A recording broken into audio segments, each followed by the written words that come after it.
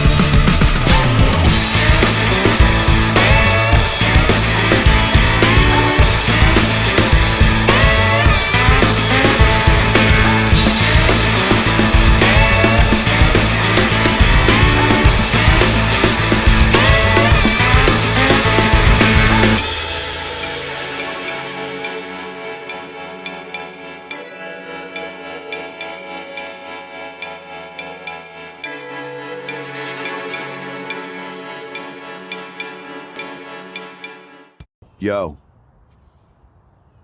We're really doing it here. Is it live now? Yeah, we're live. Oh, we're live now? Yeah, Okay. We're doing this. Okay. Welcome to One Loop Runcast. I'm Patrick Payne, co-host. Kodog the Barbarian, also co-host. All right, come along on a buddy run with us. Let's go. Let's go. Let's do it. Okay. All right, gotta get my watch going. If you don't set the watch, it doesn't count. All right, so the topic that I picked out for today is local mini adventures and homegrown race vibes. So, Explain that. okay, so Dude, I just hit a massive spider web. really? How 'Cause did I'm that in the not lead. hit you? I'm in the lead. I feel like you threw that on me. All right, so here's the basic premise. So, you and I have talked about this before. You know, there are lots of amazing places to go and run and to have adventures. You know, you look at like all these outdoor magazine covers and, you know, these websites, all these blogs where people are going and having these amazing, you know, adventures in like the Rocky Mountains, or look, I ran alongside this volcano, or, you know, I ran part of UTMB, whatever. And those are amazing, and they're beautiful, and they're definitely kind of like bucket list places for me to go and visit. But I know they're not like super realistic, you know, as a dad who works a 9 to 5. You know, I don't really have a lot of opportunity to get out there and see those places with like regularity, unless someone wants to pay me to go and do that. Yeah. So, you know, mini adventures or micro adventures, however you want to call it, however you want to think about it, they're these little adventures that we're kind of on right now. Running through this little gnome trail, spider web, this little gnome trail just outside of Columbus, Ohio. And, you know, it's not like it's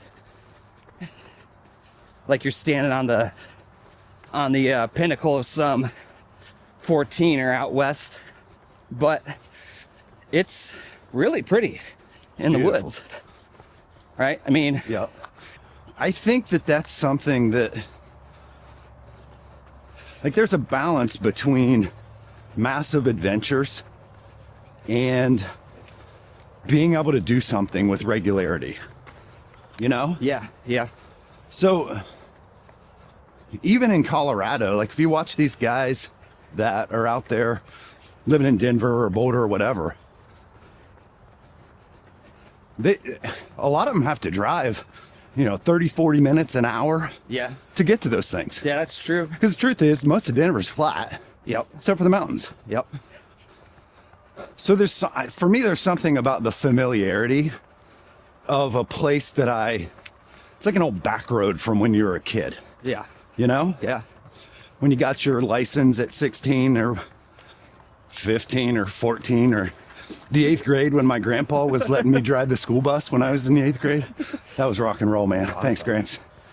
So, anyways, I love the idea of little mini adventures. I know it's a little bit romantic, but for me, big things in life revolve around familiarity and home.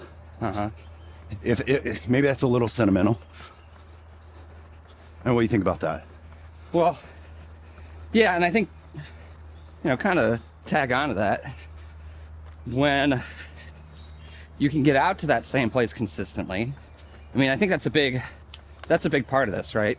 Yeah. Like, you and I in Columbus, in this general area, especially northern end of Columbus, we can get to what we found for which kind of I think falls in line running the Quacker. We found that we've got 50 some odd miles of trail that we can go through just locally, within the maybe 15 minutes of our, a few 25 minutes of our houses. For sure. Does it make it better, or does the adventure of something that's not local, does that make it something that it's not? You understand what I'm saying? Yeah. So if you lived in Colorado, would they feel the same about their trails as we do about ours? Because I love my trails. Because I feel like at a certain point, I don't know, I feel like at a certain, do you become jaded? If you're, let's say you live somewhere that's particularly picturesque. Yeah. Right? Has all the views and the big selfie moment type spots for you to go. Does that all just kind of become run of the mill? Or I kind of think it has to. You Colorado boys who live in the perfect running place in the world don't get overly used to your trails. yeah. I mean, I think that's it. I was thinking about that when I sent you that video from the multi-purpose trail the other morning, and I was like, yeah, I'm covered in black flies, and yeah, I've run this particular loop 1,000 times now, but man, you hit that one spot there where you're, coming around the bend, and then the reservoir is there and opens up. That's really pretty. And Yeah, I feel is. No, it's not Denali or anything like that, but it's really pretty. And I think if you continue to at least recognize it and spend some time thinking about it each time you're out there, because honestly, look, it really is kind of a gift to be able to still be out here. We're technically in middle age, and I'm in my prime, bro. I feel the same way. But to still be getting out here, getting after it, and to be able to have the opportunities to move your body the way that we're doing, Yeah. and getting to see the things that we get to see. Well, it feels like it's kind of the way you position it, Yeah. It's like the familiarity, which could be something that causes me to diminish it, Sure. is actually where the magic is. Yeah. And that's kind of for me, just with family life, and the secret's in the mundane, man. Well, and I think In you my have to- opinion. And you have to train yourself a little, I think, to to pay attention to those things. Like, it's not like, Right. it's not like if I didn't really think about it, you know, I would probably get tired of it or get boring, or I'd, it'd start to feel jaded about maybe how those Colorado dudes feel when they're out running the same beautiful, picturesque trails over and over again. Agreed. But like, you want to cross over Yeah, here let's and go see over. what this is real quick? but like, I think just being mindful of that and being intentional about the things that you're paying attention to, I think has a big impact on the way you experience the trails, even if you're coming out there and seeing them for the 10th, 11th, 12th, 13th, 14th, whatever time. Well, isn't that, not to get philosophical about how we got onto this podcast or Runcast, Yeah. but that feels to me like what was born out of our conversations was, you know what? We talk a lot about, family and life and things like that. And it's really easy to become jaded Yeah. with the stuff you're familiar with. Yeah. And I'm curious, if somebody's listening to this and they would want to interact with us, like somebody out there who's been to a lot of these really cool places, does it get old? Yeah. Like, do you wake up and you're going out to run on some sweet mountain, like Pikes Peak or something? Yeah. Yeah.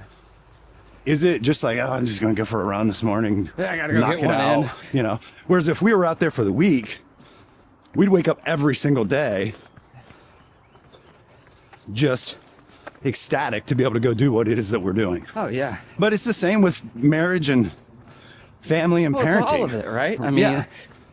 I mean, so much of it turns into a grind if you let it. Yeah. And the whole idea of gratitude can be really cliche, but man, the rubber hill, it really hits the road in that area. Oh, absolutely. I mean, even if you just look at look at what you have to do on a daily basis, job, family, training, whatever, it all starts to turn into a grind. It does. And, the days start to become kind of all the same if you don't stop and think intentionally about it. I think that actually plays to my strengths just Me too. as a person. Me too. Like Katie was talking to me about, oh, you should go here to run. Like, what is it that's close by? I mean, we've got so many different little parks, with so many different routes nearby. I just don't ever even look at sometimes, because my routine in the morning, especially during the week with work, I'm gonna spill out the door at 5:30, and I'm gonna run the exact same out and back route every single time. Yeah. I think a lot of that is, I just need that kind of consistency just for my own training, because it's easy. Right. I don't have to think about it. Right. Especially in the morning, I want to do as little thinking as possible. The more I have to think and the more I have to decide what it is I'm going to do, the more opportunity I have to just overthink it. Yep. And then you get analysis paralysis, and then it's half an hour later, I'm sitting there scrolling on my phone, haven't even left, and looking for the perfect Strava route or whatever, and then I've ruined part of the training for that day because I only have so much time. Yep. I think that's kind of, we talk about this podcast or Runcast. I don't know if that's a branded thing. If it is, we said it here first. Yeah. And it's on tape. trademark. For sure. That you just got to do stuff. So if you're listening to this and you think we suck, that's okay. Yeah. Stick around. We're actually really cool. People asked us to do this. People were saying, people were talking about it. Yeah. But yeah, I mean, and I think in the consistency, I don't know if it's just that I feel like I have to then find the meaning, or that same route that I run every single morning will start to, like, you know, crush my spirit. Yeah. But I think it also helps, you know, doing this as I'm training for a backyard ultra. Like, I'm going to be doing the same loop. Yeah. Over and over and over again. I'm curious, man. What, like, it's not like you have an abundance of time. You got 3 kids. You got a family. You got a good career. Why is it that you're out there going to that such extreme example of challenging yourself? I've been, like, thinking about this so that, like, the next time I'm out here with you, I have a good answer. And I still don't feel like I have a good answer. Yeah. One of the things I thought about the other day, though, was I really like the satisfaction in completing the body of work that it takes to do the thing leading up to the thing. Yeah. You know what I mean? Yeah. Like, I think that there's... Well, this goes back to, like, the training grind and the familiarity of what you know, Yeah. right? Uh-huh. There's just a certain amount of comfort zone there Yep. of, I know what my purpose is. I know where I'm going. So I can just kind of lock in and go there. Yeah. I just kind of drop out, For sure. not think about it. Yup. And, you know, Morning, guys. everything just kind of clicks. Morning. Which way are we going today? It is Saturday. We're going this way. I feel like with more bikes out, we should be respectful of that. No way. I don't respect the bikers at all. In If fact, they had been here yeah. when in the pitch black, Yeah. maybe I'd respect them. Right. There's no biker out here that's put more miles on these trails than we have. No, that's I for guarantee sure. you. 100%. No offense to you bikers, but the truth is, the reason that we run the same direction as you is because we're faster than you.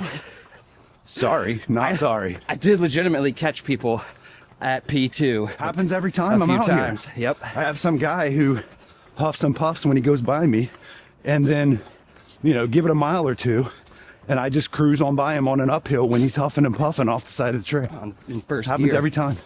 Slow and steady wins the race, bro. Every time. That's math.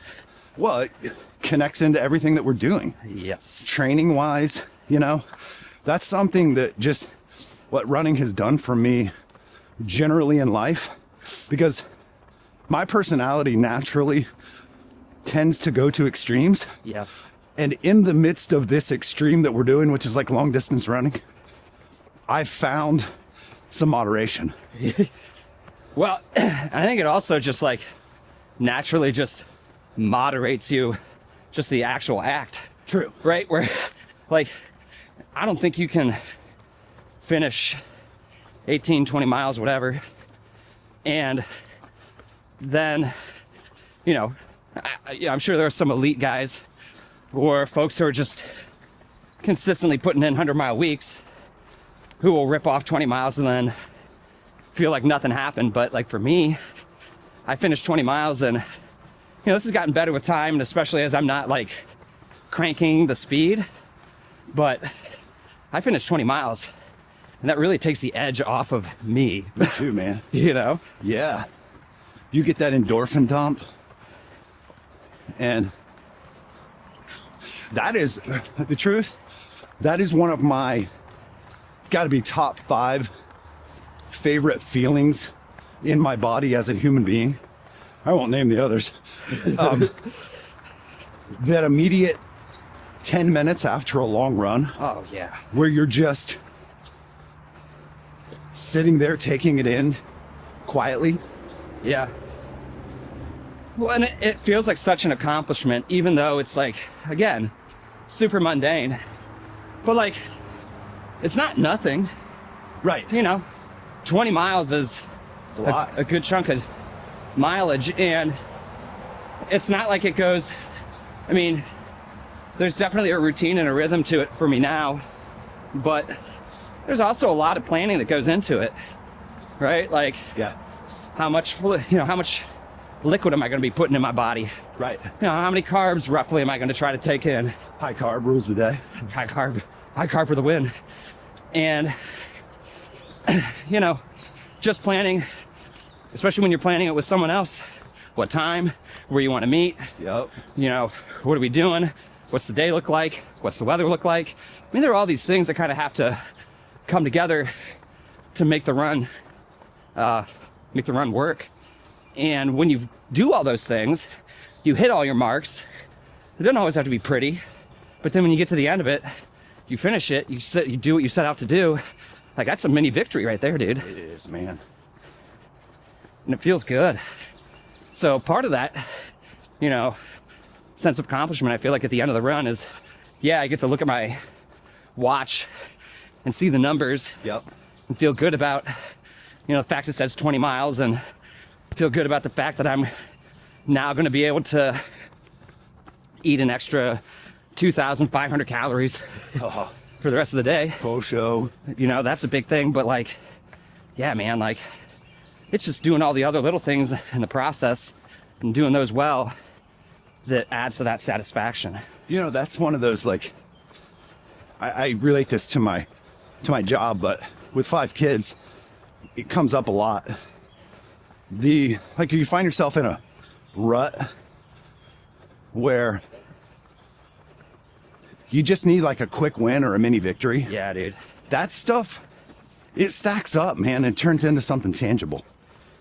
I'll tell you what, like, if you're at this point in your life and, you know, you're doing all the things, you know, family, kids, job, all that, or just some of that or whatever, like, you know, unless you're just completely financially secure and, you know, are just really, really set, have no worries about anything, you know, you need those little mini victories throughout the day. Yeah, you do. Like, and you start, I feel like I start to look for them more. Yeah. Like I got home, and instead of, well, on my way home, the empty gas or low gas engine light comes on, and I'm sitting at the intersection and 10 minutes from my house, but I know that in my mind, I'm thinking, oh, I just go straight home. I'll get gas in the morning. Yeah. Your morning self hates your evening self so much for that decision. Yes. You know? Yes. And it's like, so like when I actually make the prudent decision to then be like, all right, I'm going to hit the gas station before I go. Like, yeah. It's such a small thing, but I'm like, that's a win. Yeah. That's a win right there. From a productivity standpoint, because, and I think this is where you and I have really connected in a lot of areas. We tend to be pretty ADD, Yep. high functioning. I'd like to think. So like as we've really connected on this running situation, like what it does for me is gives me structure that's easy to follow. That's a big part. Yeah. Strings things together. Yep. But allows me to be in a comfort zone where I'm familiar, which all of these things, you know, if you're like one of those people who's just struggling to get going in your life, man, if you can just get out and start with a 10-minute walk run. Oh, yeah. You know, simple jog for 20 seconds. Yep. I mean, this is when Adam was doing his 100. Yeah. I was pacing him, which I probably did a terrible job. It was my first time ever doing it. Sorry, Adam. I hope you've gotten to this point of the Runcast. But where we went to was, hey man, let's just jog for 20 seconds. Yeah. And then we'll walk. Because he's 80 miles into a 100-mile run. Yeah. What do you do at that point? That's just like life. It is. It is. And, getting back to the structure piece, again, as someone who kind of struggles with, like, just making my own structure, having the run, the training plan it's like a game changer. It just frames everything else. It does. And I remember after finishing, oh, what was it? I don't know, some race a few years back. I was putting in a lot of miles. I was doing a lot of like really specific training too. So, recently I've just been getting out and just doing, nice, easy miles with some strides at the end, to get ready for this backyard. But what I was doing before was a lot of warm up, 2-3 miles on, we're going to do 6x1, and we're going to do that at threshold pace or whatever pace. Like, I was really dialed in for this other race that I'd done. And I remember finishing that race and the next week just being like, oh God, I need to find another training plan. Yeah. As soon as that's gone, then I'm left to my own devices, and all of a sudden it's like, the wheels start to kind of fall off a little bit. You start to see the cracks. So for me, being able to have a plan that actually frames out, and it really is like you do it in the morning, it's the best way to start your day. Sure is. You get it done, rest of your day still wide open, especially if you get out early. But even if you're doing it in the evening, it's like a nice way to cap it off. Yeah. Yeah. Running there's so many different little things about running that are so applicable to just living the rest of your life. Yeah. And living in a good way. So I've recently reconnected with a guy who was one of my best friends as a kid. And we've had some really good conversations. And he was a runner. And he actually was like, hey, I just went out for my first run this week. He's like, I did 20 minutes, so on and so forth. And then I've been talking up the benefits of trail running. Oh, yeah. And he was like, yeah, I went to Great Seal yesterday. And he's like, I ran and I walked most of it. Like, well, I wouldn't expect anything else at Great Seal. Oh, yeah, no, you got no choice. But that's something I love about trail running is I don't have the pressure always to perform a certain thing. Right. Well, I mean, just being out and doing it, it's the doing it that's kind of the reward. Yeah. It's like, I was thinking about this the other morning. I was running that same boring out and back route that I run during the week. And I was like, this is nice and it's pretty. And if I look around, especially in the morning with the sunrise, like the asphalt on the street doesn't look quite so gross, and it's not all so developed, and it's not all so artificial, and it starts to look kind of pretty. But you come out here and it's just immediate. Yeah. It's just beautiful. Yeah, it is. And like right now, coming up around this curve, you get to see the reservoir out through the through the trees here. It's just super pretty. I love this curve. Now one downside, I will say, is you can't really look at any of this. No. on this particular trail. You're going to be bailing. Yeah. You're going to be in a bad way. But yeah, man, we were just at High Banks yesterday. I sent you that picture. We were hunting for arrowheads and salamanders. And man, like, High Banks is gorgeous. I forgot. It's been so long since I've been there. Sure is. And that's a spot where you don't have to constantly look where your foot's landing. All right, so be for you to beat them in a fist fight after running a 50K. Oh my goodness. Well, like, I don't think I could beat up an adult. there's no way. There's no way. No. After a 50K, let's say like Great Deal, or Big Deal at Great Seal. Man, that, in my opinion, is that's the most difficult 50K I've ran. So I'll throw that out I would there. agree. That was harder than the Bigfoot. It's just, those punchy climbs are never ending. No. And so shout out to Chris, the race director, for that course. It's awesome. Yeah, what's he with? Run Fluent? Run Fluent, yep. Yeah. So if you ever get the chance to run the Big Deal at Great Seal. Not too many of you guys, because only so many people can get into it, and I'm not fast enough to get into a lottery. No. But like, imagine you're in a situation where you're walking off that course, remembering how you feel in that moment, and now all of a sudden you're faced with a situation where you had to fight somebody. Now, Gosh, if you're fighting, it's a lot of pressure. I'm getting nervous already thinking about it. if you're having a fist fight with an adult in that moment who has not run that race, you're at a distinct disadvantage. I don't think I could beat up an adult. So like, how young would it have to go? So can I be vulnerable in a moment where we're trying to be funny? Yeah. I don't really like fighting. No, me neither. So I love the idea of watching UFC, but I get anxiety watching people punch each other in the face. Oh, That sound of flesh hitting flesh, oh yeah. I just don't like it. Dude, even watching football, when I see people get headshots, Yeah, man. I'm like, that's life-changing. Yeah. And I don't know if it's just because I genuinely care about people or if just I'm a wimp.